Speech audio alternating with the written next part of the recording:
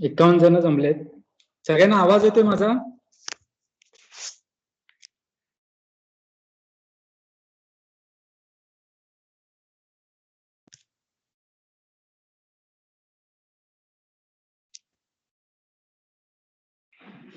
आता दोन्ही बॅचेसचं जे केस टेकिंग आहे हे आपण दोन्ही बॅचेसचं बघून झालेलं आहे. जनरल तुम्हाला आयडिया आहे केस कशी घ्यायची असते. कोणी सांगू शकेल का की आतापर्यंत आपण केस टेकिंगचा केवढा पार्ट बघितलेला आहे? ज्युनियर बॅचचा आताच झालेला आहे. सिनियर बॅचना थोडं आठवायला लागेल. त्यांचा हा पोर्शन कव्हर होऊन बराच माझ्या मते 3-4 महिने लॉकडाऊनच्या आधी झाला होता. तर केस टेकिंग मध्ये काय काय कुठले पॉइंट्स असतात आणि कशा स्वरूपात आपण केस टेकिंग घ्यायची असते? थोडक्यात एक 5 मिनिटात रिवाइज करायचं आणि पुढचा आपण पार्ट चालू करायचा आहे. कोण सांगू शकेल?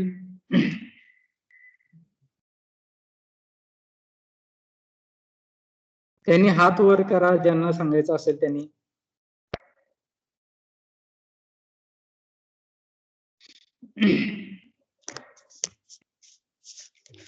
कुणीच हात वर नाही केला तर मला विचारायला लागेल नावं घेऊन.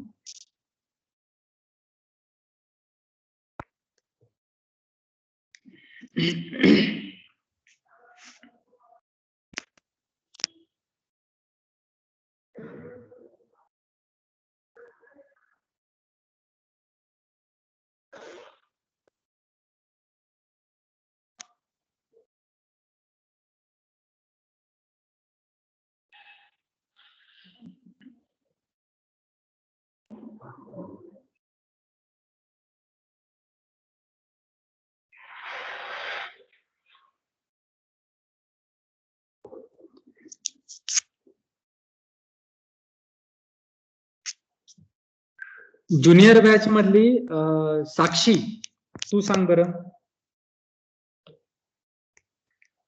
केस टेकिंग मध्ये कुठले पॉइंट असतात?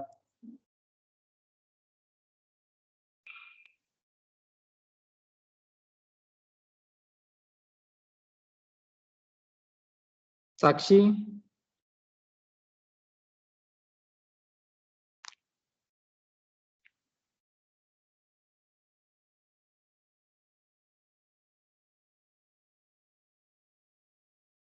सिनियर बॅच मधून पुष्पांजली, तू सांग.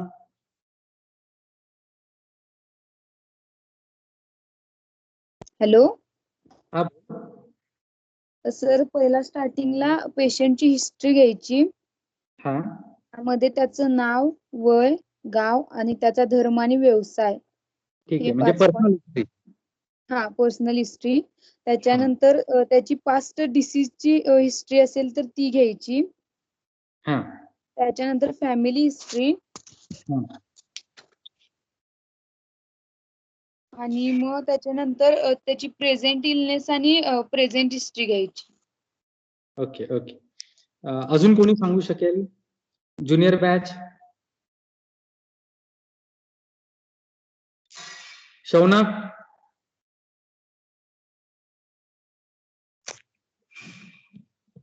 सर, हा, सुरुवातीला इन्फॉर्मेशन आणि पर्सनल डिटेल्स, इंट्रोडक्शन. ओके. त्यानंतर सध्या काय कंप्लेंट आहे ती. हा, म्हणजे प्रेझेंट इलनेस. हा, प्रेझेंट इलनेस. त्या प्रेझेंट इलनेस हिस्ट्री, त्याची हिस्ट्री. मग फॅमिली हिस्ट्री, फॅमिली हिस्ट्री. आधी कुठले औषधोपचार घेतलेला त्याची history, past history. Past history. हा, त्याच्यानंतर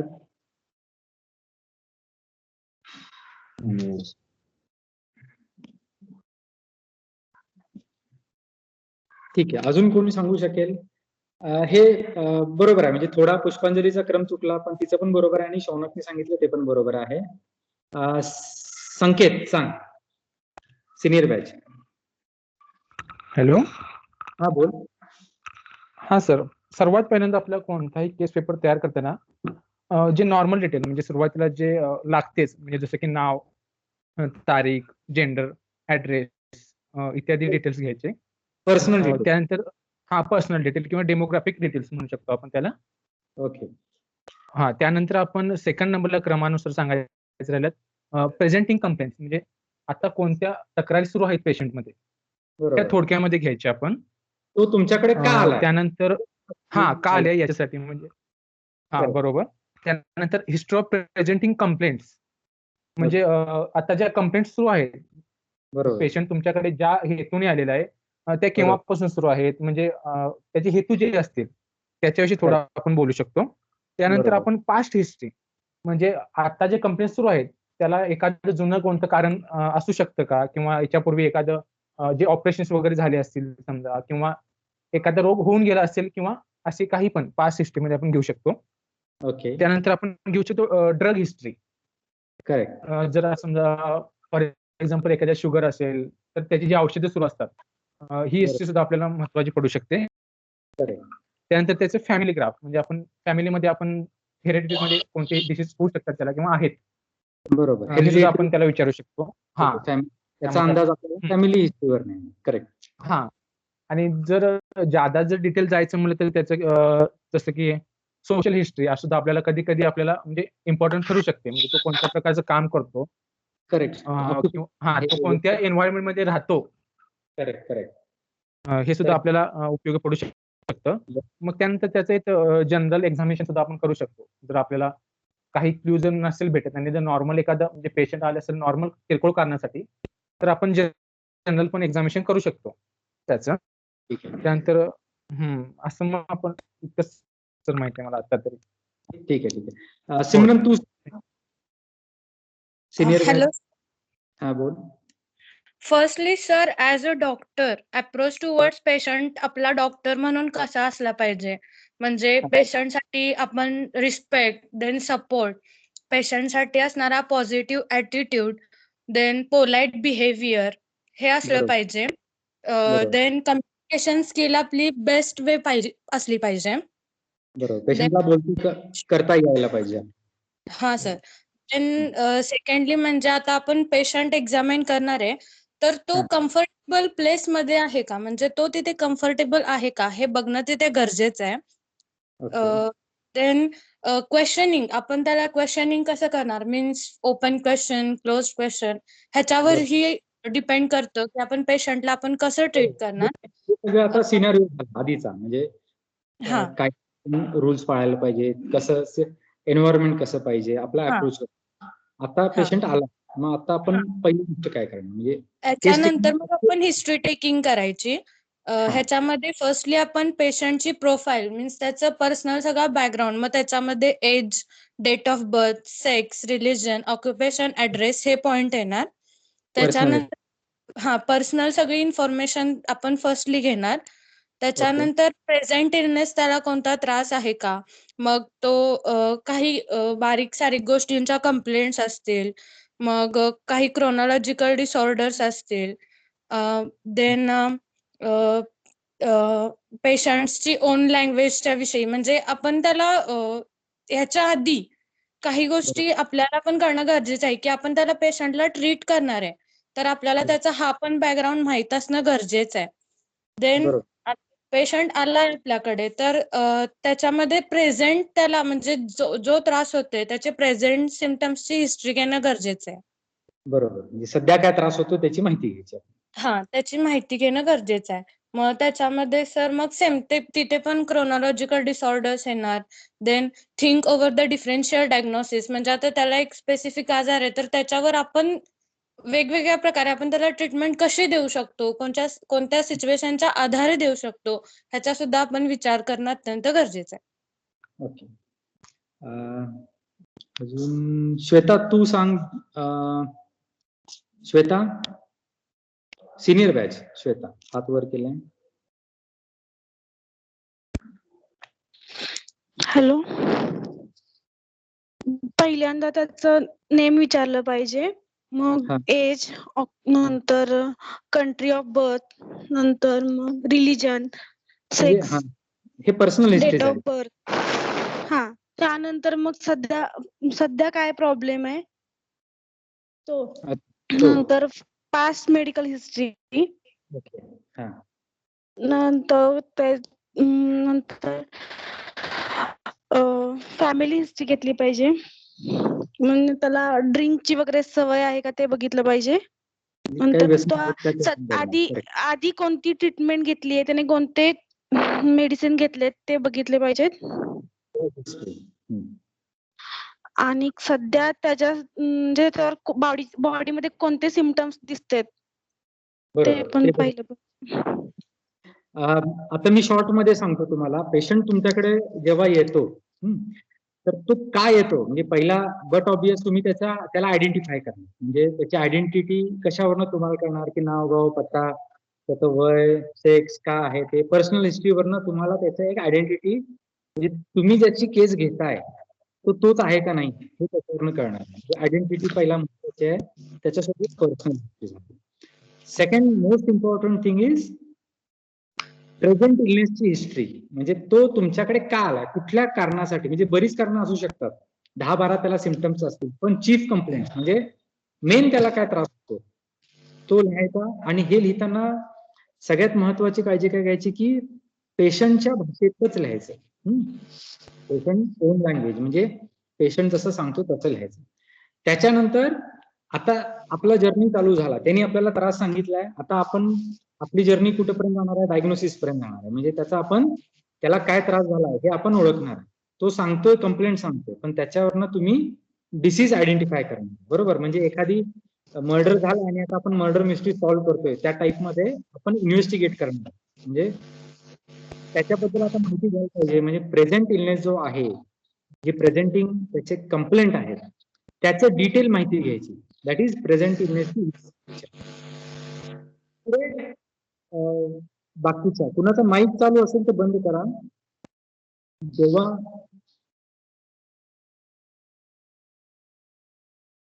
सगळ्यांनी आपापले माईक बंद करा. ठीक. तर प्रेझेंट इलनेसची हिस्ट्री घ्यायची. आता ही का घ्यायची, की तो एखादा कंप्लेंट सांगतो तर ते नीट समजावून घ्यायचं आपण. त्यासाठी प्रश्न विचारायचे. मग ते ओपन क्वेश्चन्स असतील, क्लोज क्वेश्चन्स असतील, मग त्याच्यानंतर पास्ट हिस्ट्री घ्यायची, ड्रग हिस्ट्री घ्यायची. तर असं करत करत पुढे ही हिस्ट्री घेत, जेव्हा आपण हिस्ट्री आपली कम्प्लीट होईल, बरोबर, तर जेव्हा आपली हिस्ट्री कम्प्लीट होते तिथपर्यंत आपल्या डोक्यात काही डिसीजची नावं पाहिजे.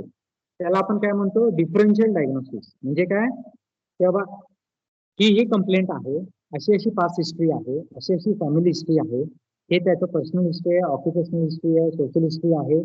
आणि ह्या सगळ्यांचा जेव्हा विचार केला तेव्हा तुमच्या डोक्यात कुठले कुठले आजार येतात, त्या आजारांची नावं, म्हणजे ते झालं डिफरन्शियल डायग्नोसिस. म्हणजे ताप आहे, मग 4 दिवसांपासून आहे, आधी येऊन गेलेला का नव्हता, हे सगळं माहिती घेतली तुम्ही. ह्याच्यात जेनेटिकल काय विषय येत नाही तापामध्ये. पण बघा, मलेरियल प्रोन एरियामधनं तो ट्रॅव्हल करून आला, किंवा आता फॉर एक्झाम्पल आता कोविडचं चालू आहे, तर ताप आला, ऑक्सिजन म्हणजे त्याला दम पण लागतोय आणि तो एखाद्या कोविड पॉझिटिव्ह पेशंटच्या संपर्कात आलेला, अशी जर हिस्ट्री मिळाली तर तुमच्या डोक्यात डिफरन्शियल डायग्नोसिस मध्ये एक काय येणार आहे, COVID-19 पण असू शकतो. तर असं ही सगळी हिस्ट्री बघितल्यानंतर त्याचा विचार करायचा तुमच्या डोक्यामध्ये, आणि त्याच्यानुसार तुमच्या डोक्यात काही पॉसिबिलिटीज क्रिएट होणार आहेत, की बाबा हे आजार असू शकतात. त्या पॉसिबिलिटीज म्हणजे डिफरन्शियल डायग्नोसिस. आता इथून पुढे तुम्ही काय करणार, स्पेसिफिक हिस्ट्री घेणार, की बाबा हा आजार वाटतो तर त्याच्याबद्दलचे काही प्रश्न विचारायचे. प्रश्न विचारून झाले की पुढे तुम्ही काय करणार आहे, जनरल एक्झामिनेशन करणार. जनरल एक्झामिनेशन नंतर तुम्हाला जी अपेक्षित सिस्टीम आहे, म्हणजे आता पोटाचा जर काय त्रास असेल तर GIT तुम्ही ऍब्डोमिन एक्झामिन करणार. श्वसन मार्गाचा जर काही त्रास असेल, रेस्पिरेटरी सिस्टीमचा काही त्रास असेल तर रेस्पिरेटरी सिस्टीम तुम्ही पूर्ण डिटेल एक्झामिन करणार. तर हे जे एक्झामिनेशन आहे त्याच्यानंतर इन्व्हेस्टिगेशन आहेत. तुम्ही काही ब्लड इन्व्हेस्टिगेशन लिहून देणार, काही रेडिओलॉजिकल इन्व्हेस्टिगेशन करून घेणार. तर हा जो सगळा प्रवास आहे डिफरन्शियल डायग्नोसिस पासून पुढचा, तर हा कुठल्या उद्देशाने असायला पाहिजे, की तुमच्या डोक्यात ज्या पॉसिबिलिटीज 10 असतील, 20 असतील, 5 असतील, तर ह्या एक एक करून रूल आउट करायचे तुम्हाला, आणि शेवटी ऍट द एंड तुम्हाला एका निष्कर्षापर्यंत पोहोचायचं आहे. आणि जो शेवटला एक डिसीज राहणार आहे तुमच्या डिफरन्शियल डायग्नोसिस मधला, हे तुमचं व्याधी विनिश्चय असायला पाहिजे. बरोबर. तर हा प्रवास कधी लक्षात ठेवायचा की आपला ही जर्नी काय आहे. तर आपण एक जसं मगाशी तुम्हाला एक्झाम्पल दिलं, एखादं मर्डर मिस्ट्री आहे तर उगाच आपण इन्व्हेस्टिगेट करताना काहीतरी तिकडे चोरी झाली भटकत जायचं नाही. आपल्याला मेन काय करायचं, डिसीज डायग्नोज करायचं, तर त्याच्याशी स्टिक राहायचं. म्हणजे जे काय आपण करणार आहोत ते सगळं व्याधी विनिश्चयासाठी करणार आहोत, हे डोक्यात लक्षात ठेवायचं. आणि त्या अनुषंगानं पुढचं एक्झामिनेशन आपलं कंटिन्यू होणार आहे. आता पुढे काय करायचं असतं, तर हिस्ट्री पर्यंत झालेलं आहे आपलं आतापर्यंत. बरोबर. तर हिस्ट्रीच्या पुढे जनरल एक्झामिनेशन होतं. तर त्याच्यामध्ये कुठले कुठले पॉईंट होतात ते आता आज आपण बघायचे आहेत.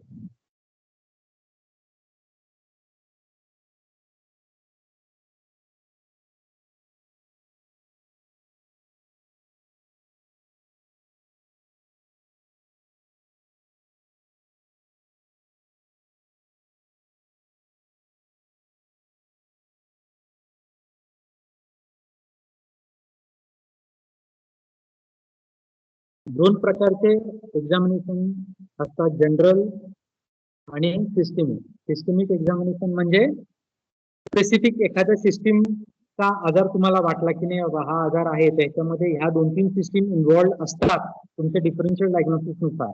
तर तुम्ही काय करणार, त्या स्पेसिफिक सिस्टीम डिटेलमध्ये एक्झामिन करणार, त्याच्याबद्दल जास्त माहिती घेणार, त्या डिसीज त्या सिस्टीम्स मध्ये कुठे बिघाड झालाय, काय बिघाड झाला, आणि त्याच्यावरनं पुढे with the help of lab investigation and radiological investigation at the end तुम्ही काय करणार, एका डिसीजचं डायग्नोसिस करणार की बाबा हा एवढे एवढे पॉसिबिलिटीज मधनं एक, जसं आता मर्डर मिस्ट्री आहे, तुम्हाला संशय आहे हे 15-20 लोक आहेत, ह्याच्यापैकी मर्डर कुणी पण केला असेल, तर तुम्ही पुढे इन्व्हेस्टिगेट करणार आणि क्लूज शोधणार, आणि त्या क्लूज वरनं पुरावे गोळा करणार, पुराव्यांवरनं तुम्ही ऍट द शेवटला काय की कोर्टात तुम्हाला सिद्ध करायला लागणार की हिनीच मर्डर केलाय. तसं आपली ही प्रोसेस आहे की प्रेझेंट इमेज पासून जो आपली प्रोसेस चालू झालेली आहे, तर आपल्याला काय क्ल्यूज गोळा करायचे आहेत, प्रूफ्स गोळा करायचे आहेत, आणि ह्या अनुषंगाने यांच्या मदतीने, म्हणजे आपलं प्रूफ म्हणजे काय झालं, इन्व्हेस्टिगेशन झालं, लॅब इन्व्हेस्टिगेशन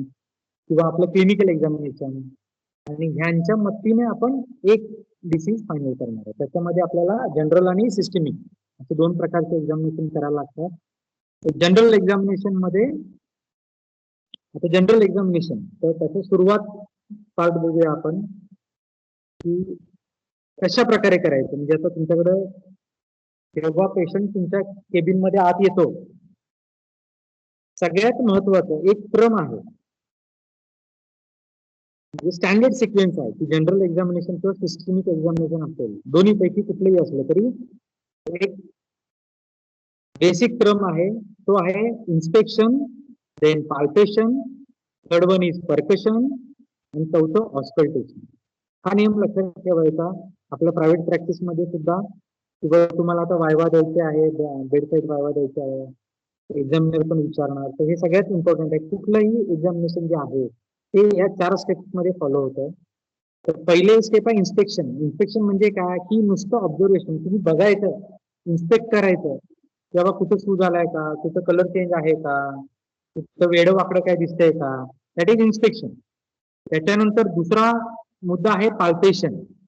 म्हणजे काय, त्याच्यानंतर तुम्ही तिथे हात लावून बघणार, गरम आहे, थंड आहे, तिथे दुखतंय, पेन आहे का, टेंडरनेस आहे का, स्वेलिंग आहे का, ते हात लावून बघणार, दॅट इज पाल्पेशन, म्हणजे स्पर्श परीक्षण. देन परकशन, म्हणजे बोटं ठेवून, आता हे परकशन आपण डिटेल बघणार आहोत पुढे.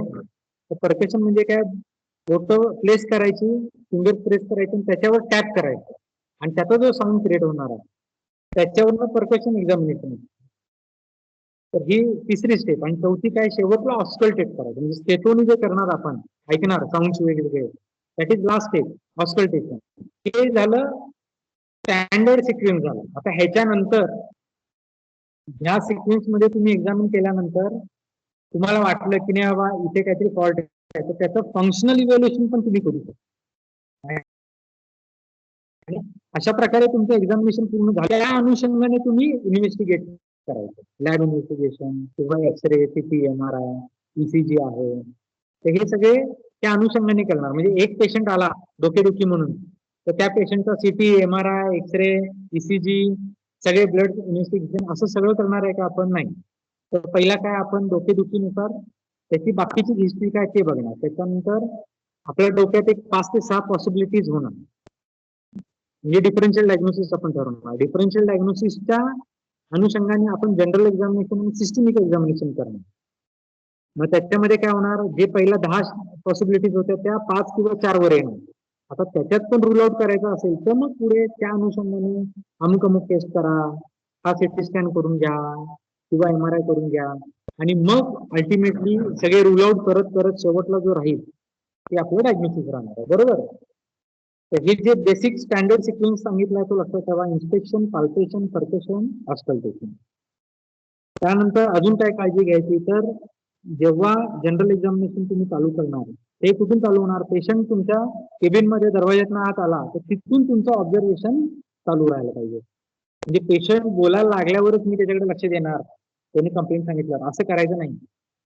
तो कशा प्रकारे चालत येतो ह्याच्यातनं पण तुम्हाला काही वेळेस तुम्ही डायरेक्ट डिसीज डायग्नोसिस पर्यंत पण पोहोचू शकता.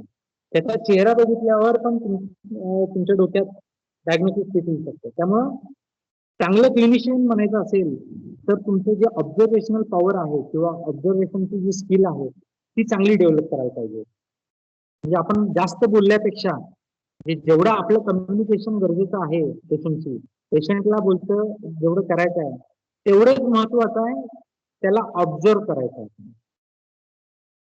ठीक आहे. त्याच्यानंतर जेव्हा आपण बेसिक रूल आहे एक्झाम जेव्हा पेशंटला करतो तेव्हा कधी पेशंटच्या राईट साईडला थांबायचं, लेफ्ट साईडला उभारून आपण ते करायचं नाही. राईटी असला डॉक्टर तरी किंवा लेफ्टिस्ट डॉक्टर असेल तरी सुद्धा पेशंटच्या राईट साईडला आपण थांबून एक्झामिन करायचं आहे. लक्षात येते. हे बेसिक रूल्स आहेत. म्हणजे केस टेकिंगला गेल्यावर पेशंट झोपला आणि पेशंटच्या डाव्या बाजूला उभारून तुम्ही केस टेकिंग घेताय आणि तिथे चालू आहे असं अजिबात करायचं नाही. तिथल्या तिथंच एक्झामिनर तुम्हाला त्याला लक्षात येणार की तुम्हाला काहीच येत नाही, 0. तर हे बेसिक गोष्टी ज्या सांगितलेल्या आहेत त्या कायम डोक्यात फिक्स करून ठेवा. त्याच्यानंतर जेव्हा पेशंट आपल्याकडे आत येतो म्हणजे तुमच्या केबिन मध्ये येणार, ते तुम्हाला तुमची जेव्हा प्रत्यक्ष भेट होणार तेव्हा त्याचा चेहरा कसा आहे, तो चालतो कसा, ह्याच्यावरनं सुद्धा तुम्हाला काही गोष्टी कळू शकतात. तर आपले ऑब्झर्वेशन कसं, पेशंट जेव्हापासून आत एंट्री करतो तिथून आपलं काम चालू झालं इन्व्हेस्टिगेशनचं. बरोबर. तो आल्यानंतर बसल्यानंतर तुम्हाला प्रेझेंट कंप्लेंट सांगणार, पण तुमचं ऑब्झर्वेशन हे जेव्हा तो एंटर करतो तिथून चालू व्हायला पाहिजे. तर त्याच्यामध्ये पहिला जो पॉइंट आहे that is get and posture.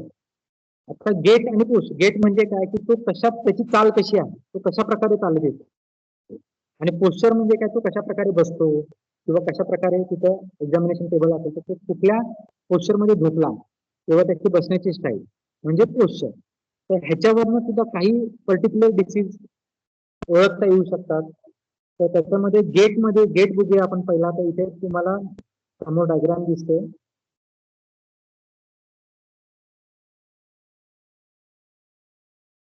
त्याच्यामध्ये तिथे पहिलं हे आहे दॅट इज स्पास्टिक हेमिपॅरेसिस. म्हणजे काय, हेमिपॅरेसिस किंवा हेमिप्लेजिया म्हणजे अर्धी बाजू जेव्हा लोळी पडते, आपण लकवा मारला असं बोली भाषेत म्हटलं जातं, दॅट इज हेमिप्लेजिया. तर एखाद्याला लकवा येऊन गेला असेल किंवा करंट आलेला असेल, आता ऑनगोईंग असेल, तर त्याची चाल कशी असणार आहे, एका बाजूचे त्याचे मसल्स वीक असणार आहे. त्यामुळे कसं असणार आहे, त्याचा जो गेट आहे दॅट इज स्पास्टिक हेमिपॅरेसिस गेट असणार आहे.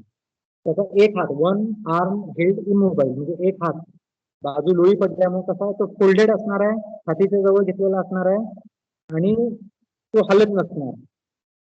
त्याचा एल्बो, रिस्ट आणि फिंगर फ्लेक्स असणार आहे, म्हणजे ते आकडलेले असणार आहेत, जवळ घेतलेले असणार आहेत. त्यानंतर त्या बाजूचा जो पाय आहे, लेग एक्सटेंडेड विथ प्लॅन्टर फ्लेक्झन, म्हणजे पायाचा जो सोल आहे तो सुद्धा फ्लेक्झन मध्ये असणार आहे. त्यानंतर चालताना एक जी बाजू त्याची पॅरालाइज झालेली आहे तो पाय कसा ड्रॅग होणार आहे, तो घसरत येणार आहे तो पाय, बरोबर. Scraping the toe in the circle upper motor neuron lesion. Upper motor, आता हे पुढे बघणार आहे तुम्ही, अप्पर मोटार न्यूरॉन लिजन आणि लोअर मोटार न्यूरॉन लिजन. ह्याच्यामध्ये रिफ्लेक्सेस बदल होतात आणि अप्पर मोटार न्यूरॉन लिजन म्हणजे काय, स्ट्रोक आहे. स्ट्रोक मध्ये दोन प्रकारचे स्ट्रोक आहेत, एक हिमोरेजिक आणि एक ऑब्स्ट्रक्टिव्ह, म्हणजे ट्युमर वगैरे असेल तर त्याच्यामुळे सुद्धा स्ट्रोक होऊ शकतो, किंवा ब्लिडिंग, इंट्राक्रॅनियल ब्लिडिंग झालं ब्रेनच्या आतमध्ये, तुमचं ब्लड प्रेशर वाढून तिथली जी एखादी आर्टरी जी कॅपिलरी फुटली आणि तिथून रक्त बाहेर आलं तर त्याचं गुठळी तयार होतं, आणि त्या गुठळीमुळे काय होतं, ब्रेनचा जो टिश्यू आहे त्याच्यावर प्रेशर पडल्यामुळं त्या ब्रेन टिश्यूचा जिथे जिथे कंट्रोल असतो, ज्या ज्या सेंटर्सवर तिथं प्रेशर येणार त्या त्या सेंटरचं जे फंक्शन आहे ते डिटोरेट होणार. म्हणजे समजा राईट लेग आणि राईट हँडचं जर तिथे सेंटर असेल तर ते लुळे पडणार, तिथलं काम चालणार नाही, तिथं मस्क्युलर विकनेस आहे. तर त्या प्रकारे हेमिप्लेजिया हा आजारात किंवा स्ट्रोक, त्यालाच आपण सायंटिफिक भाषेचा स्ट्रोक म्हणतो. मग स्ट्रोक मध्ये पॅराप्लेजिया होऊ शकतो, चारी बाजू क्वाड्रिप्लेजिया होऊ शकतो, हेमिप्लेजिया होऊ शकतो, हे आपण स्ट्रोक मध्ये बघणार आहोत. पण एखादा जर पेशंट अशा प्रकारे चाल घेऊन आला तर तुम्ही तुमच्या डोक्यात बसायला पाहिजे की हा स्ट्रोकचा असू शकतो, त्याला हेमिप्लेजिया असू शकतो. ठीक आहे. त्यानंतर दुसरं गेट आहे स्टेपेज गेट. त्याच्यामध्ये काय, foot is drag or lifted high and slap on to the floor, म्हणजे चालताना पाय धडक चालणं, किंवा पाय जेव्हा जमिनीवर टेकवला जातो तेव्हा प्रेशरने, म्हणजे जसं आर्मीमध्ये मार्च करतात त्या स्टाईलमध्ये प्रेशरने तो जमिनीवर आपटला जातो,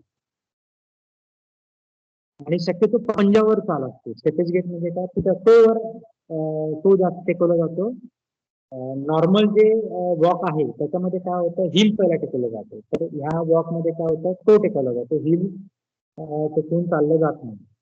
तर का, कारण लोअर मोटर न्यूरॉन म्हणजे अप्पर आणि लोअर मध्ये डिफरन्स काय की, अप्पर मोटर तुम्हाला समजण्यासाठी सांगतो की ब्रेन मध्ये जर लिजन असेल तर तो अप्पर मोटर जाईल, आणि स्पायनल कॉर्ड किंवा त्याच्या खाली नर्वला इंजुरी झाली आणि त्याच्यामुळे जर काय डिफॉल्ट आला तर त्याला काय म्हणतो, लोअर मोटर न्यूरॉन लिजन. तर असं एखाद्या पायाचा जी नर्व आहे तिथे जी सप्लाय होते त्या नर्वला डॅमेज झाला असेल तर अशा प्रकारचा स्टेपेज गेट तुम्हाला बघायला मिळू शकतो. देन थर्ड वन इज, हे दोन झाले. आता हा थर्ड बघा. Third one is sensory or cerebral ataxia. तर ह्या गेटमध्ये काय आहे, तर पेशंटला डोळे जर मिटले तर त्याला एका ठिकाणी व्यवस्थित उभारता येत नाही. म्हणजे अशा केस म्हणजे असं ज्याला असेल त्याच्यामध्ये आपण काय म्हणणार, रॉम्बस साईन पॉझिटिव्ह आलेले आहे. तो कुठल्या प्रकारचा अटॅक्सिया, दॅट इज सेन्सरी अटॅक्सिया म्हणतात. असं डिटेल बघूया. गेट इज अनस्टेडी अँड वाईट. म्हणजे त्याला कसं होतं, ह्या अशा पेशंट म्हणजे सेन्सरी किंवा सेरेब्रल अटॅक्सिया असेल तर अशा पेशंटमध्ये बॅलन्सिंग प्रॉब्लेम असतो, आणि त्या बॅलन्सिंग प्रॉब्लेममुळे काय होतं, त्यांचा जो गेट आहे तो एकतर स्टेबल नसतो, हलत असतो सारखे, आणि दुसरं काय आहे की दोन पायांमध्ये उभारताना त्यांनी जास्त अंतर घेतलेलं असतं, वाईड बेस असतो. का, कारण सरळ पाय जवळ ठेवून उभारले तर त्यांना पडण्याची भीती असते. त्यामुळं इम्प्रोव्हायझेशन काय झालेलं असतं की दोन पायांमध्ये अंतर जास्त ठेवलेलं असतं असं पेशंट. म्हणजे चालताना दोन पाय असे लांब लांब वाईड त्याचा बेस असणार आहे, उभारताना किंवा चालताना पण ते तसंच चालणार आहे. त्याच्यानंतर पुढं आहे पार्किन्सोनियम गेट. शेवटचा आहे पार्किन्सोनियम. म्हणजे पार्किन्सन डिसीज मध्ये अशा प्रकारचा गेट असतो. त्याच्यामध्ये काय, पोस्चर इज टू, पुढच्या बाजूला थोडं झुकलेलं असतं, हेड आणि नेक पुढच्या बाजूला झुकलेले असतात, arm legs at elbow and wrist. Wrist आणि एल्बोच्या इथं आर्म ते फ्लेक्स झालेले आहेत, आणि जो आर्म आहे तो म्हणजे जसं आपण आता रनिंगचं जे मोशन आहे, रनिंगचं जे ऍक्शन असते ती स्लो मोशन मध्ये कशी करणार, अगदी स्लो मोशन मध्ये केलं तर त्या स्टाईल मध्ये यांची चाल असते पार्किन्सन डिसीज मध्ये. आणि छोटे छोटे स्टेप्स असतात, म्हणजे एकदम मोठा स्टेप टाकला जात नाही, शॉर्ट आणि शफलिंग होत असतं. आणि हे शक्यतो पेशंट स्लो मोशन मध्ये चालल्यासारखे चालत असतात. तर अशा प्रकारे पेशंटची चाल असेल तर त्याला आपण पार्किन्सनिझम असू शकतो असं एक आपल्या बॅकग्राऊंडला किंवा डिफरन्शियल डायग्नोसिस मध्ये ऍड करू शकतो. म्हणतात ना स्पॉट डायग्नोसिस, म्हणजे पेशंट बघितल्या डायग्नोज केलं. त्याच्यासाठी हे तर तुम्हाला नॉलेज पाहिजे. तर हा झाला गेट. त्याच्यानंतर तुम्हाला अजून येताना काही पेशंट मध्ये ट्रिमर्स जाणवतात, म्हणजे हातपाय थरथरतायत. तर ते काही वेळेस अल्कोहोलिक पेशंट असेल आणि अल्कोहोल विड्रॉल असेल तरी सुद्धा अशा प्रकारचं तुम्हाला ट्रिमर्स अशा पेशंट मध्ये बघायला मिळू शकतं. Then posture. तर पेशंट तुमच्या समोर बसला आहे तर तो काय कशा प्रकारे पोश्चर आहे, तर त्याच्यामध्ये समजा हे असेल लेफ्ट हार्ट फेल्युअर असेल पेशंटमध्ये, या डायग्राम मध्ये नाही आहे, लेफ्ट हार्ट फेल्युअर असेल किंवा CCF कंजेस्टिव्ह कार्डियक फेल्युअर असेल, तर अशा पेशंटमध्ये काय असतं की लंग्समध्ये अल्व्हिओलर एडिमा असतो, म्हणजे लंग्समध्ये फ्लुइड अॅक्युम्युलेशन असतं. त्याच्यामुळे त्यांना काय त्या पेशंटला काय असतं ते फ्लॅट झोपले, आडवे झोपले, वरती म्हणजे आभाळाकडे फेस करून जर झोपले फ्लॅट सरफेसवर, तर काय होतं ते जे फ्लुइड आहे लंग्स मधलं ते पसरलं जातं आणि जास्त असं म्हणजे त्याचा एरिया वाढतो आडवं पडल्यानंतर. आणि त्याच्यामुळे काय होतं अशा पेशंटला जे CCFचे पेशंट आहेत किंवा हार्ट फेल्युअरचे पेशंट आहेत, अशा पेशंटला झोपल्यानंतर ब्रेथलेसनेस म्हणजे दम लागल्यासारखं वाटतं. मग तसा जर पेशंट असेल आणि तुम्ही त्याला एक्झामिन करताना झोपायला सांगितला तर तो मोस्टली अवॉइड करायला बघणार की नाही झोपल्यावर मला त्रास होतो, मी मला बसून शकतो. तर त्याच्यावर तुम्हाला तिथं लगेच तुम्हाला शंका यायला पाहिजे की नाही बाबा ह्याला लेफ्ट हार्ट फेल्युअर आहे का किंवा कंजेस्टिव्ह कार्डियक फेल्युअर आहे का, हे तुम्ही डिफरन्शियल डायग्नोसिस मध्ये ऍड करायला पाहिजे. त्या ती जी कंडिशन आहे म्हणजे झोपल्यानंतर हॉरिझॉन्टली झोपला ब्रेथलेसनेस येतो त्याला म्हणायचं ऑर्थोपनिया. ऑर्थोपनिया हे टर्म तुम्ही लिहून घ्या. इथे जे जे आता तुम्हाला समोर स्क्रीनवर दिसतंय किंवा मी सांगतोय किंवा एखादी नवीन टर्म असेल तर ती लिहून घ्यायची आणि लेक्चर झाल्यावर बुक्स असतील तर बुक्समध्ये शोधायची, मेडिकल डिक्शनरीचा वापर करायचा किंवा सगळ्यात आपल्या सगळ्यांकडे जी डिक्शनरी कॉमन डिक्शनरी आहे गुगल, तर त्याच्यावर गुगलवर सर्च केला तरी चालेल. पण नेक्स्ट लेक्चर पर्यंत तुम्ही त्या टर्मची माहिती घेऊन ठेवायला हवी.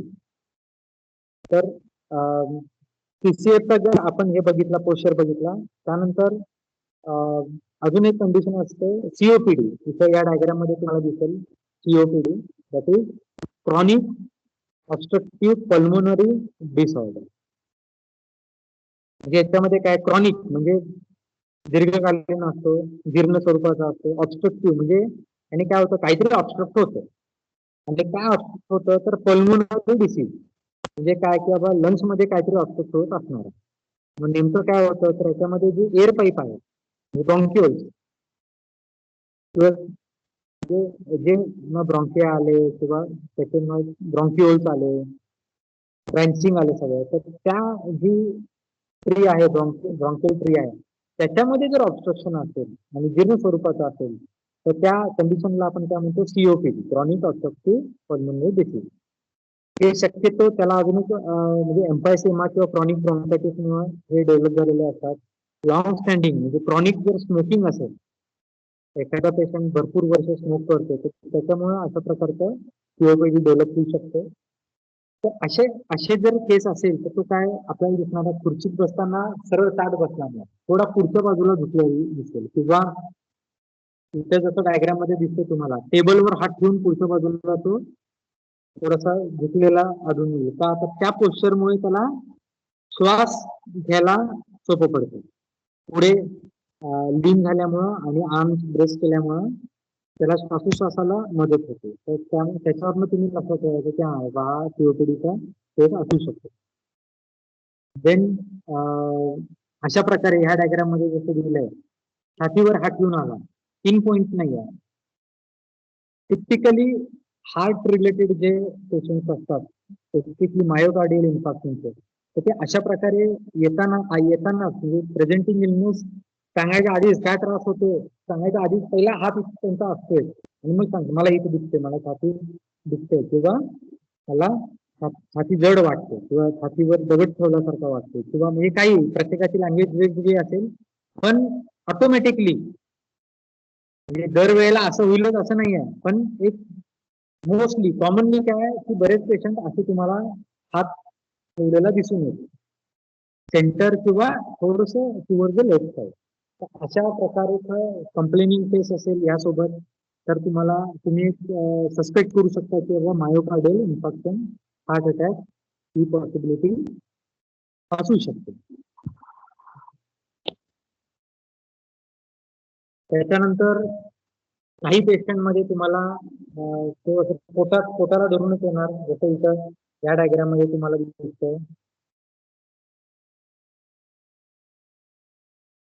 इथे काय आहे की चेहऱ्यावर पेन आहे, एक्सप्रेशन पेनचे आहेत, आणि म्हणजे अंबिलिकसच्या वरती त्यांनी हात दाबलेला आहे आणि थोडस फॉरवर्ड बेंडिंग आहे, म्हणजे पुढच्या बाजूला बेंड झालेला आहे. स्टँडिंग असेल तर असं, आणि तुम्ही त्याला झोपायला सांगितलं एक्झामिनेशन टेबलवर, तर तो कसा झोपणार आहे? Patient lie down on the back, म्हणजे पाठीवर झोपणार आणि 2 legs बेंडिंग, म्हणजे पाय पोटाजवळ घेणार आहेत. अशी जर कंडिशन असेल, पोट दाबलेला असेल आणि पाय जर पोटाजवळ घेतलेला असेल आणि पेन होत असेल तर पेशंट, असं जर पोस्चर असेल तर तुम्ही काय सस्पेक्ट करू शकता? अक्यूट पेरिटोनायटिस. त्या अनुषंगाने तुम्ही फर्दर इन्व्हेस्टिगेशन करू शकता अक्यूट पेरिटोनायटिस, लक्षात ठेवा. त्यानंतर पुढचा पोस्चर बघूया, रिनल कोलिक. म्हणजे पर्टिक्युलरली काही पेशंट आले पेनफुल एक्सप्रेशन असते, पण पेन कुठं होतं, जिथं पेन होतं तिथे दाबून ते हात लावूनच आलेले असतात. तर किडनी स्टोन, रिनल कोलिक म्हणजे काय की किडनी स्टोन मुळे जेव्हा जो किडनीच्या पुढचा ट्रॅक आहे, म्हणजे युरेटर असेल, त्याचे त्याचे 2-3 युरेटरचे पण 3 पार्ट्स मध्ये त्याचं युरेटर डिवाइड केलेलं असतं. तर त्याच्या कुठल्याही पार्ट मध्ये किंवा वरती किडनीच्या पेल्विस मध्ये किंवा युरेथ्रामध्ये किडनी स्टोन मुळे जर युरिन फ्लो जो आहे तो जर ब्लॉक झाला असेल तर काय होणार आहे? त्याच्यामुळं ट्रिमेंडस सिव्हिअर पेन होतं आणि त्याला आपण म्हणतो रिनल कोलिक. कोलिक म्हणजे पेन, रिनल म्हणजे ओरिएंटेड फ्रॉम रिनल म्हणजे किडनी किंवा रिनल सिस्टीम मधनं ते ओरिजिन आहे त्याच्यात असं. तर जर किडनीमध्ये असेल स्टोन तर फ्लॅंक्स म्हणजे जसं आता आपण पांडुरंगाचं मूर्ती बघतो, विठ्ठलाची मूर्ती बघतो, तर कमरेवर हात ठेवलेला असतो बरोबर, तर त्या पोस्चरला आपली किडनी. तर तिथे जर हात ठेवून पेशंट म्हणत असेल की पेन होते, तर पर्टिक्युलर किडनी स्टोनचे पेशंट तिथे हात ठेवूनच येतात दुखते म्हणून सांगतो. तर त्याच्यावरनं तुम्ही हा रिनल कोलिक असू शकतो. आता रिनल कोलिक अजून कशा प्रकारे असतो तर हे डिटेल आपण पुढे तो पार्ट येणार आहे सिस्टमिक एक्झामिनेशन मध्ये, तर ते आपण बघणार आहोत. पण हे जनरल एक्झामिनेशन झालं, म्हणजे तुमच्याकडे पेशंट कशा प्रकारे प्रेझेंट होणार त्याच्यावरनं तुम्हाला काय आयडिया येऊ शकते का पेशंटच्या डायग्नोसिसची, तर ते आपण बघतो. तर किडनी स्टोनचे पेशंट अशा ठिकाणी या एरियामध्ये हात घेऊन येणार आणि तिथे कंप्लेंट करणार की इथं दुखते म्हणून. त्यानंतर त्याचं तुम्ही ड्रेसिंग बघणार, ड्रेसिंग, ग्रूमिंग किंवा पर्सनल हायजीन आहे का व्यवस्थित, कसे कपडे घातलेले आहेत, त्यांनी जे कपडे घातलेले आहेत ते आणि आताचं जो वातावरण आहे ते मॅच होते का ते पण बघणार बरोबर. म्हणजे आता गरमी आहे आणि गरमीमध्ये जर स्वेटर घालून आला असेल तर, किंवा एवढी थंडी नाही आहे आणि तो पेशंट येताना दोन स्वेटर घालून आला, तर ह्याच्यावरनं काय अंदाज येऊ शकतो की बाबा त्या पेशंट मध्ये कोल्ड इनटॉलरन्स असू शकतो, म्हणजे त्याला थंडी सहन होत नाही. That may B case of hypothyroidism, म्हणजे हायपोथायरॉइड मध्ये सुद्धा असं कोल्ड इनटॉलरन्स असतो. म्हणजे हायपोथायरॉइड म्हणजे काय की जी थायरॉइड ग्लँड आहे वेगवेगळ्या कारणामुळे त्याची इथिओलॉजिकल कॉज वेगवेगळा असू शकतो, पण अल्टिमेटली काय होतं की थायरॉइड ग्लँडचं फंक्शन कमी झालं, हायपो, कमी फंक्शन झालं की जी जो डिसीज उत्पन्न होते त्याला म्हणतो आपण हायपोथायरॉइडिझम. त्याच्यामध्ये काय होतं, थायरॉइड हार्मोनचं प्रोडक्शन कमी होतं. अशा केसमध्ये काय असतं की एक सिम्पटम काय असतं, कोल्ड इंटॉलरन्स असतो. मग आता कोल्ड इंटॉलरन्स जर पेशंटला असेल तर तो कसा कळणार की तो येताना काय होणार की एवढी थंडी नसताना पण 1-2 स्वेटर घालून येणार किंवा एक्सेस क्लोथिंग त्याच्यामध्ये आपल्याला सापडणार. किंवा काही काही लोकांमध्ये कसं असणार आहे की काही निडल मार्क आहेत किंवा काहींचे ड्रग्स वगैरे घेत असतील तर त्याच्यामुळे हातावर काही खुणा झाल्या असतील पिकच्या, तर ते लपवण्यासाठी ड्रेसिंग म्हणजे गरज नसताना उन्हाळा तरी सुद्धा बाबा फुल शर्ट घालून पेशंट आलेला आहे. या छोट्या छोट्या गोष्टी तुम्ही ऑब्झर्व करता यायला पाहिजे. दरवेळेला इथे जसं सांगतोय तेव्हा सरांनी सांगितलं फुल शर्ट घातला म्हणजे ह्याला आता ड्रग ऍडिक्टेड असणार आहे किंवा ह्याला काहीतरी त्यांनी कटबीट करून घेतलेलं असं नाही आहे. पण एक ते झालं जनरल झालं, ज्यानं त्यांना म्हणजे जेव्हा तुम्ही ऍक्च्युअल पेशंट बघणार तेव्हा इथं सांगितलं तसं जसं तसं अप्लाय करायचं नाहीये, थोडा युक्तीचा पण वापर करायचा आहे. बरोबर. तर हे पण तुम्ही डोक्यात ठेवा. किंवा काही डिप्रेशन मध्ये पेशंट असतील तर त्यांचं कसं असणार आहे की ग्रुमिंग किंवा ड्रेसिंग आउट ऑफ ऑर्डर असणार आहे. केस विस्कटलेले असतील, म्हणजे स्वतःकडे लक्ष देत नसणारे पेशंट असणार आहे, डिप्रेशन मध्ये असणार आहे. त्याच्यावरनं तुम्ही ओळखू शकता की बाबा ड्रेसिंग व्यवस्थित नाही आहे. म्हणजे आता गैरसमज पण करून घ्यायचा नाही. म्हणजे काही काही फॅशन म्हणून पण तसं करते. पण ह्याच्यातला आपल्याला डिफरन्स ओळखायला पाहिजे की एक वन ऑफ द पॉईंट झाला की बाबा ड्रेसिंग व्यवस्थित नसेल, दाढी वाढवलेली असेल, केस विस्कटलेली असेल तर आणि पॅन्ट मॅचिंग नसेल, बटणं सोडलेली असेल, त्याच्यावरनं काय की बाबा हा डिप्रेशन मध्ये असू शकतो. म्हणजे त्याला डिप्रेशनचा शिक्का मारायचा नाही. बाकीचे मग सिम्पटम्स मॅच होतात का ते बघायचं आहे. म्हणजे त्या अनुषंगाने आपण विचार करायला शिकायचं. अशा प्रकारे तुम्हाला पर्सनल हायजीन, ड्रेसिंग आणि ग्रुमिंग वरनं सुद्धा काही माहिती मिळू शकते. त्याच्यानंतर हे झालं, जेल झालं, पोस्चर झालं, त्यानंतर त्याचं ड्रेसिंग झालं. तर त्याच्या पुढे काय आहे की तुम्हाला त्याचा चेहरा दिसतो. मग त्याचा चेहरा कसा दिसतो, त्याचे कसे एक्सप्रेशन्स आहेत, तर त्याच्यावरनं पण टिपिकल काही आजार आहेत की जे बाबा तुम्ही चेहऱ्यावरनं लगेच हा बाबा असं आहे म्हणजे वाटते तसं आणि त्या प्रकारचं डायग्नोसिस असू शकतं. असे काही केसेस असतात तर ते आपण बघूया. त्याच्यामध्ये पहिलं आहे राऊंड फेस. इथे जे तुम्हाला दिसतंय मून फेस किंवा राऊंड जे फेस आहे ते दोन्ही डायग्राम मध्ये बघा, या आणि ह्याच्यामध्ये. तर हे कसं राऊंड गोलाकार चेहरा आहे, गुबगुबीत गोलाकार फुगलेला चेहरा आहे, म्हणजे चंद्रासारखा चेहरा आहे. तर असं आपल्याला कशिंग सिंड्रोम मध्ये बघायला मिळतं. अशा प्रकारचा चेहरा कशिंग सिंड्रोम मध्ये बघायला मिळतो किंवा त्यालाच आपण कशिंगवर्ड अपीअरन्स असं म्हणतो. आता कशिंग सिंड्रोम हे एक वन ऑफ द काज झालं किंवा काही काही आजकालच्या पेशंट मध्ये एक्सेसिव्ह स्टिरॉइड यूज असेल. स्टिरॉइड हे जे मेडिसिन्स आहेत त्याचा जर वापर जास्त बरेच डॉक्टर्स करतात, म्हणजे ऍज अ ट्रीटमेंट म्हणून करतात आणि मग पेशंट ते डॉक्टरच्या माघारी ते गोळ्या कंटिन्यू करतात. तर अशा केसेसमध्ये सुद्धा म्हणजे एनी हाऊ स्टिरॉइड जर पोटात जास्त गेला असेल, बॉडीमध्ये जास्त गेला असेल तरी सुद्धा अशा प्रकारचे मून केसेस आपल्याला पेशंटमध्ये बघायला मिळू शकते. त्याच्यानंतर मगाशी आपण पार्किन्सन बघितलेला, त्याचा गेट बघितलेला कसा आहे पार्किन्सन गेट. तर त्या पेशंटच्या चेहऱ्यावर कसं असतं की एक्सप्रेशन लेस चेहरा असतो.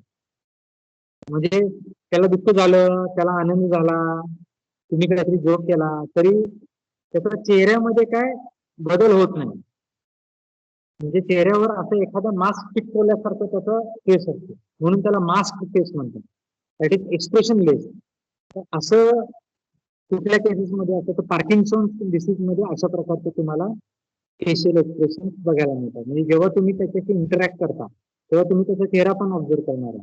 तर बाबा त्याचं एक्सप्रेशन बदलतच नसेल तर तुम्ही सस्पेक्ट करू शकता की बाबा हा मास्क फेस आहे काय, म्हणजे मग पार्किन्सन असू शकते काय, अशा प्रकारे तुम्ही विचार करू शकता. त्यानंतर डाऊन सिंड्रोम म्हणून एक आहे, त्याच्यामध्ये चेहऱ्यामध्ये काय काय बदल होतात ते आपण बघूया आता. डाऊन सिंड्रोम म्हणजे आपण म्हणतो ना मतिमंद, अशा लहान मुलं वगैरे तुम्ही बघितला, तुमच्याकडे कधी बघायचा योग आला तर त्याच्यामध्ये काय काय बेसिक तुम्हाला काय ऑब्झर्वेशन दिसतात त्याच्या चेहऱ्यावर. ओपन माउथ म्हणजे तोंड उघडं असतं. Then epicanthal fold. Epicanthal fold म्हणजे काय की ते स्किन फोल्ड असतात. जे अप्पर आयलिड आहे त्याचं जे इनर कॉर्नर आहे, आता ह्या डायग्राम मध्ये बघा इथे तुम्हाला दिसेल की हा डावीकडचा डोळा आहे आणि त्याचा अप्पर आयलिडचा जे इनर कॉर्नर आहे तिथं एक्स्ट्रा स्किन फोल्ड असतो. आता हे अशा प्रकारचं एपिकॅम्पियल फोल्ड हे एशियन पीपल्स मध्ये, म्हणजे खास करून तुम्ही चायना जापनीज लोक जे बघा तर त्यांच्यामध्ये डोळे त्यांचे नॉर्मली असे असतात. म्हणजे फक्त हे डोळे बघितले आणि त्याच्यावरून आपण नाही बाबा ह्याला डाऊन सिंड्रोमच आहे असं ठरवायचं नाही. बरेच तिथं पॉईंट दिलेले आहेत बरोबर. ओपन माउथ, एपिकॅम्पियल फोल्ड, त्यानंतर अपस्लॅन्टिंग ऑफ आईज. अपस्लॅन्टिंग ऑफ आईज म्हणजे काय? अपस्लॅन्टिंग म्हणजे काय की आता ह्या डायग्राम मध्ये बघा इथे नॉर्मल आईज दिलेले आहेत, डाऊनवर्ड अँगल आईज दिलेले आहेत, म्हणजे भुवया आणि डोळे म्हणजे जे प्लेसमेंट आहे ते बघा तुम्ही. नॉर्मल म्हणजे चांगलं स्पेस आहे. डाऊनवर्ड अँगल मध्ये अँगल जो आहे भुवयांचा तो डाऊनवर्ड आहे, खाली पडल्यासारखे. आणि upward angle that is upward slanting म्हणजे हे जे डोळे आहेत म्हणजे जसं आश्चर्य झाल्यावर कसं भुवया होणार आहेत, वरती जाणार आहे, तसं नॉर्मली तसे त्यांचा स्ट्रक्चर असणार आहे. या मुलीमध्ये खूप चांगलं दिसतं. इथे बघा तिथे जे आयब्रोज आहेत ते कसे आहेत असे, म्हणजे जसं एखाद्याला शॉक बसला किंवा एकदम तुम्हाला आनंद झाला, आश्चर्य कसं झालं तुम्हाला, कसं तुमचे भुवया उडणार, तसं तिथे नॉर्मल भुवयांचं प्लेसमेंट आहे. That is upslanting eyes. त्याला अपस्लॅन्टिंग आईज म्हणायचं.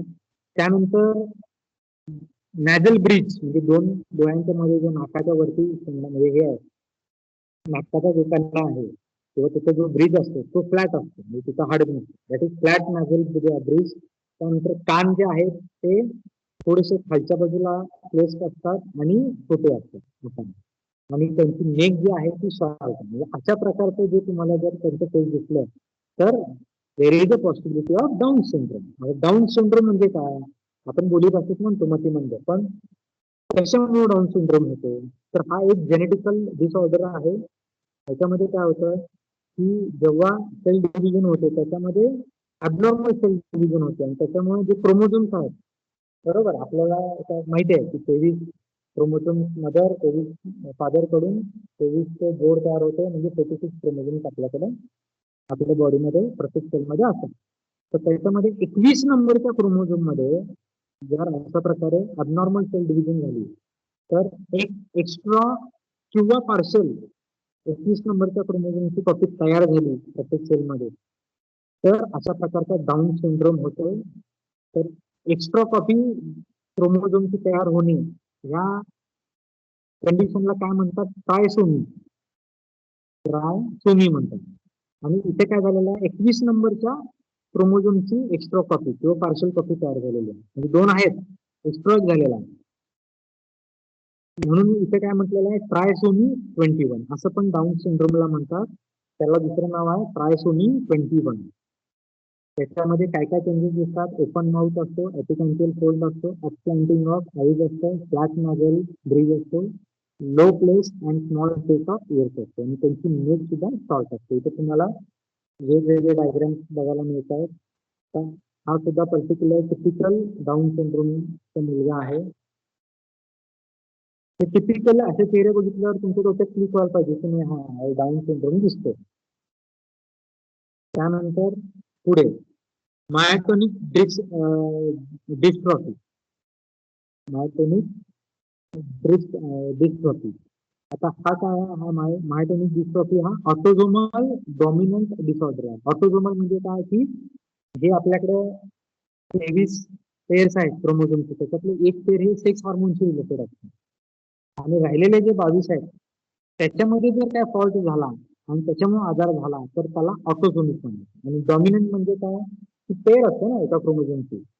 आता दोन्ही पेअर जेव्हा खराब फॉल्टी येतील, म्हणजे पेअर मधले दोन्ही क्रोमोझोम जेव्हा फॉल्टी येतील, तेव्हा जर आजार एक्सप्रेस होत असेल तर दॅट इज रिसेसिव्ह.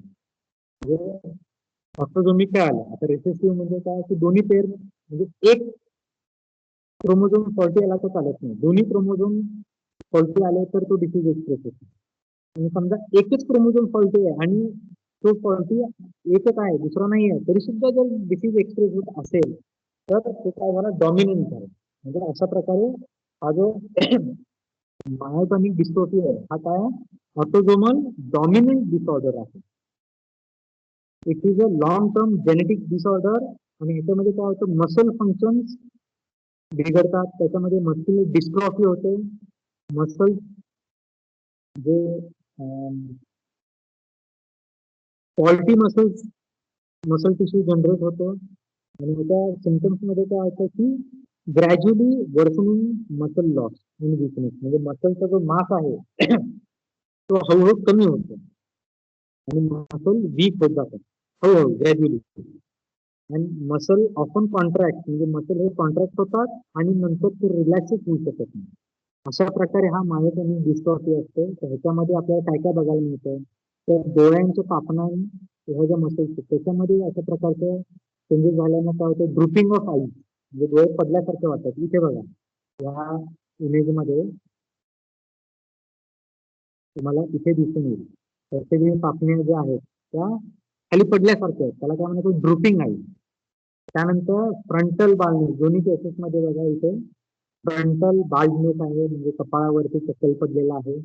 आणि मसल वेस्टिंग, म्हणजे इथे बघा पर्टिक्युलरली इथे कपाळाला बघा इथे खड्डा पडल्यासारखा, म्हणजे इथे मसल मास होता पण तिथला मसल स्विंग झालेला किंवा मसल टिश्यू लॉस झालेला आहे. किंवा या इमेज मध्ये बघा गालाच्या इथे गाल आत गेलेलं आहे, म्हणजे तिथला मसल टिश्यू लॉस झालेला आहे, दॅट इज मसल वेस्टिंग झालेला आहे. किंवा इव्हन या डायग्राम मध्ये बघा त्याच्या हातापर्यंत छातीचा जर इमेज बघितला तर सांगाडाच शिल्लक आहे, मसल मासच नाहीये, दॅट इज मसल वास्टिंग. हे मायोटोनिक डिस्ट्रॉफी मध्ये दिसून येईल. अशा प्रकारे तुम्हाला पेशंट दिसला तर तुम्ही सस्पेक्ट करू शकता की बाबा ह्याला मायोटोनिक डिस्ट्रॉफी आहे. त्यानंतर अशा प्रकारे फोटो बघता म्हणजे स्टार्टल एक्सप्रेशन, म्हणजे आश्चर्यचकित काहीतरी शॉक बसला असं एक्सप्रेशन चेहऱ्यावर असेल तुम्हाला पेशंट मध्ये दिसलं तर that may be due to hyperthyroidism. म्हणजे थायरॉइडचं जर कुठल्या कारणास्तव थायरॉइड जास्त प्रमाणात काम करत असेल तर त्याला त्या कंडिशनला आपण काय म्हणतो हायपर थायरॉइडिझम. आणि त्याच्यामध्ये पर्टिक्युलरली डोळे जे आहेत ते प्रोट्रूड झाल्यासारखे वाटतात, तर त्याला त्या कंडिशनला काय म्हणायचं एक्झोप्थॅल्मस. एक्झो म्हणजे बाहेर, एक्स म्हणजे बाहेर आणि ऑप्थॅल्मस म्हणजे डोळ्याशी रिलेटेड, म्हणजे डोळे बाहेर आल्यासारखे वाटतात, त्याला एक्झोप्थॅल्मस म्हणतात. तर अशा प्रकारे लुक असेल स्टार्टल एक्सप्रेशन किंवा एक्झोप्थॅल्मस तुम्हाला दिसला तर तुम्ही सस्पेक्ट करू शकता की बाबा त्याला हायपरथायरॉइडिझम हे असू शकतं. ते फेशियल एक्सप्रेशन झालं. त्यानंतर जर निम्मी साईड म्हणजे हाफ साईड जर पॅरलाइज झालेली असेल तर त्याच्यामध्ये तुम्हाला काय काय चेंजेस दिसणार. पॅरलाइज झाली कशी होणार, तर एका बाजूचा डोळा ड्रूप होतो, म्हणजे drooping of eye on one side. त्यानंतर लॉस ऑफ नॅझोलॅबियल, म्हणजे नाकाच्या खाली एंगलला इथे बघा इथे दिसून येईल बघा, इथे जे इथे एक म्हणजे लाईन पडल्यासारखी असते ना खाली या डायग्राम मध्ये दिसतं लेडीमध्ये, त्याला काय म्हणतो आपण नॅझोलॅबियल फोल्ड. तो लॉस होतो ज्या बाजूला मसल पॅरालायसिस झालेलं आहे त्या बाजूला, आणि त्या बाजूचं जे माउथचं कॉर्नर आहे तो सुद्धा खाली पडल्यासारखं, म्हणजे drooping of corner of mouth. हे चेंजेस होतात. त्याच्यावरनं आपण समजू शकतो की त्याची हाफ साईड चेहऱ्याची पॅरलाइज झालेली आहे, मसल्स पॅरलाइज झालेले आहेत त्याचे फेशियल मसल. तर हे हेमिप्लेजियामध्ये होऊ शकतं. म्हणजे in the case of stroke आपण आधी बघितलेलं आहे, स्ट्रोक मध्ये हेमिप्लेजिया होऊ शकतो. तर हेमिप्लेजियामुळे अशा प्रकारचे तुम्हाला चेहरा बघायला मिळू शकतो. किंवा बेल्स पाल्सी म्हणून एक आजार आहे. बेल्स पाल्सी मध्ये पण तुम्हाला अशा प्रकारचे चेंजेस दिसून येतात.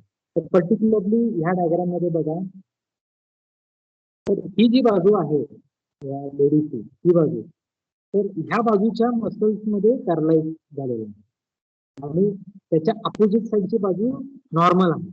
आता ही जी इमेज आहे ती काय नॉर्मल असतानाची इमेज आहे आणि ते या बाजूची जी इमेज आहे दॅट इज बेल्स पाल्सी झाल्यानंतरचे चेंजेस दाखवलेले आहेत. एका बाजूला नॉर्मल फेस आहे आणि एका बाजूला बेल्स पाल्सी झालेला फेस आहे.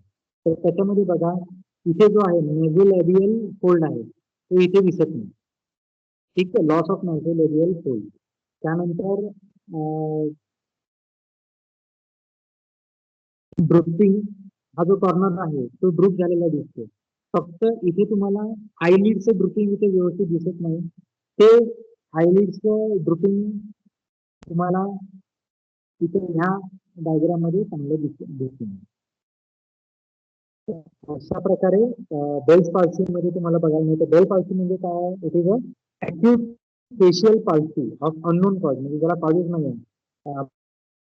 मोस्टली व्हायरल इन्फेक्शन असेल किंवा काहीतरी ट्रॉमा झाला असेल, तिथं ज्या फेसला सप्लाय करणारी क्रॅनियल नर्व आहे, 7th cranial nerve, that is facial nerve.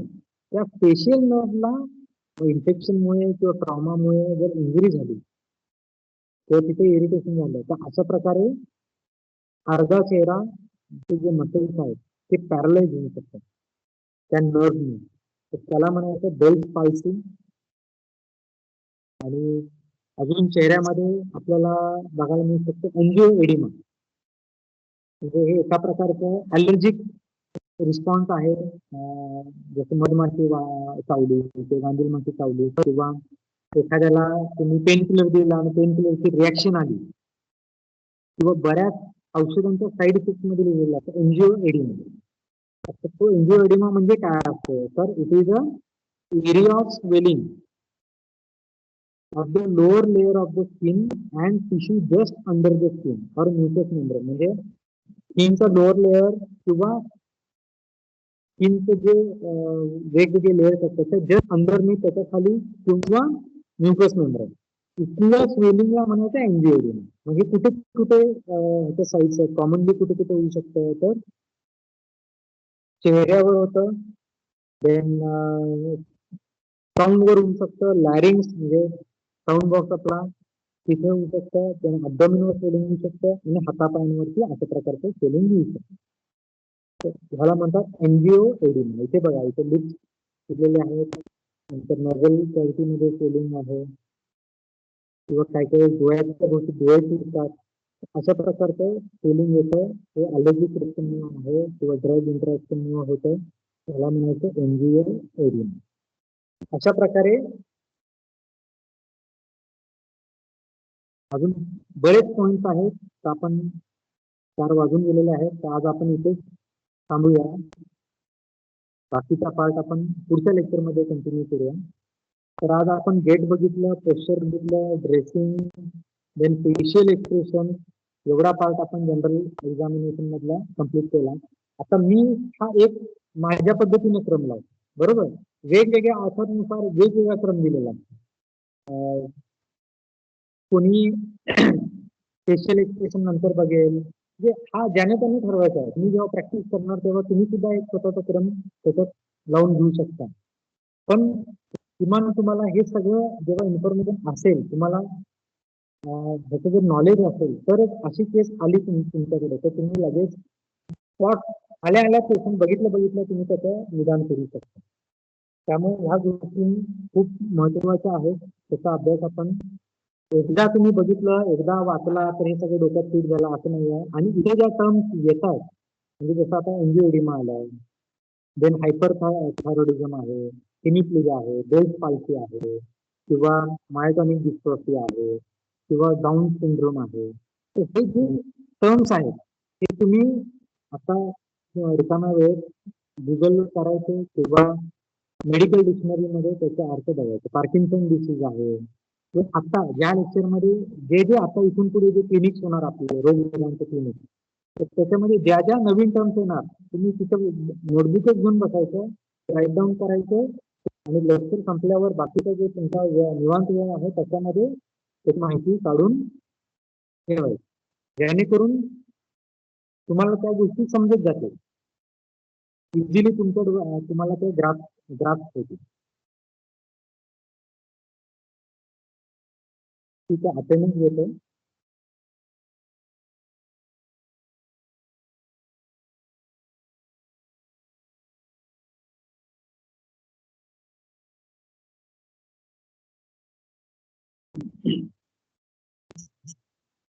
आणि नेक्स्ट जेव्हा आपलं क्लिनिक होईल त्यावेळेस परत हे जे आता शिकवलेलं आहे हे मी विचारणार तुम्हाला, आणि तुम्ही ते लेक्चरच्या सुरुवातीला मला रिवाईज करून द्यायचं आहे की काय काय शिकवलं आहे ते. त्यामुळं आता लेक्चर ऐकलं आणि थोड्या वेळाने तुम्ही आता सगळे डोक्यातनं बाहेर काढून विसरून गेला असं करायचं नाही.